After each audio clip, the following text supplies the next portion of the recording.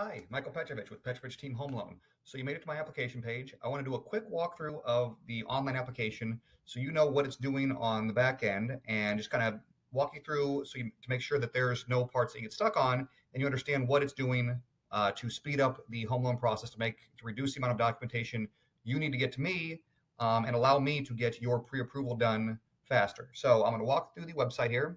I'm doing this on my desktop. If you're on your phone, right now, this website is not mobile friendly, unfortunately, so you might have to scroll over to find the screen. It'll look just like this, but if you're off on the corner here, you'll have to move it to the center. You click looking to buy a home, and it's going to take you into some general information, which I'm going to walk through over here. So, oh, no, right here. There we go. So you get to this page, put in your price point, put in your payment price points, or your payment range that you're comfortable with. Type of property you're going to buy, it's almost always going to be, and this is confusing, I wish they didn't put all this in here, but it's almost always going to be a detached property. That's just a single family home. So attached is a townhouse, condominium, high-rise condo. Just detached is fine. If you don't know, just put detached in there. I can always change it on the back end. Anything on here can be changed on the back end.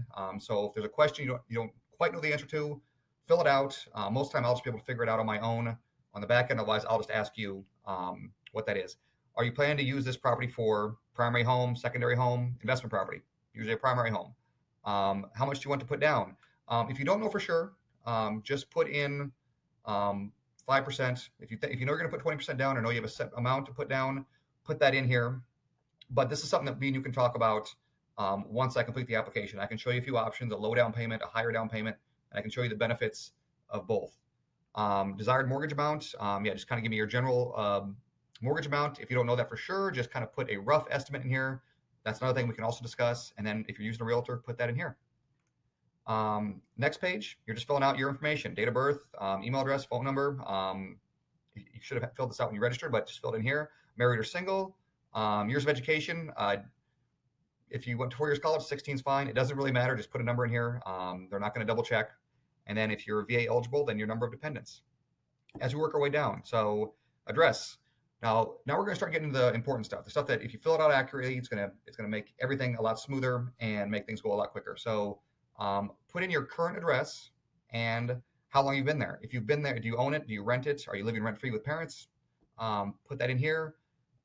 If it's less than 2 years, it's going to ask you to fill in your next address. We need a 2-year history of your addresses. So put that in there. Try to fill it out as accurately as possible with the time you've been there, and that's going to speed things up on the back end. Employment. Now we're getting to the really cool stuff. If you put your social security number in here and you'll put start employment income search, what it's going to do is going to try to find your employer in an online database. About 70% of employers are on an online database, mostly big companies, medium-sized companies. If you're just a small mom and pop shop, if you're self-employed, it's not going to find that, obviously. But if it does, what it's going to do is going to pull all your employment information, how long you've been there, your income. And if it does that, I don't need to get anything else from you. I don't need to get pay stubs, W-2s, tax returns. Just having that income in there is already verified, and we're done with the income.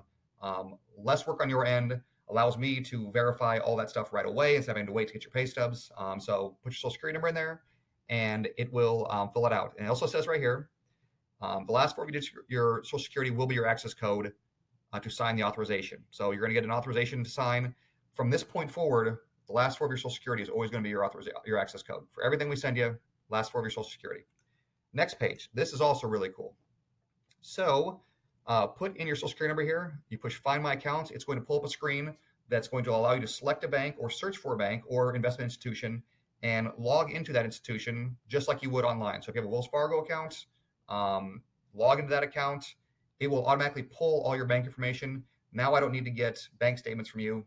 Normally we have to get 2 months bank statements. If you do this, I already have them and we're done. Once the computer verifies that, and it's possible we can get through the income and the assets with no documentation, have that all verified right away. If you have retirement accounts, you can do the same there. Log into those accounts. A little work here on the front end is going to save you a ton of work on the back end. So if you have the accounts and you can log in, do that now at this page. If you have real estate owned, just add that in here. If not, just push no. Declarations, just fill out things asking, are you a U.S. citizen, things like that, and then demographic information. And then after that, you submit it. This upload document screen. Don't worry about this. I'd rather you just email me your documents if we need any. That's going to allows me to track it better than if you upload them into the system.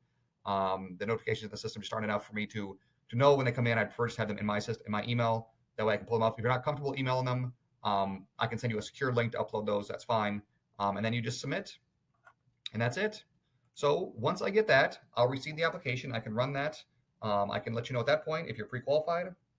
I'll send you another video with some numbers, some walkthroughs, some options, and we can set up a time to meet or go over them over the phone. All right. Thanks a lot.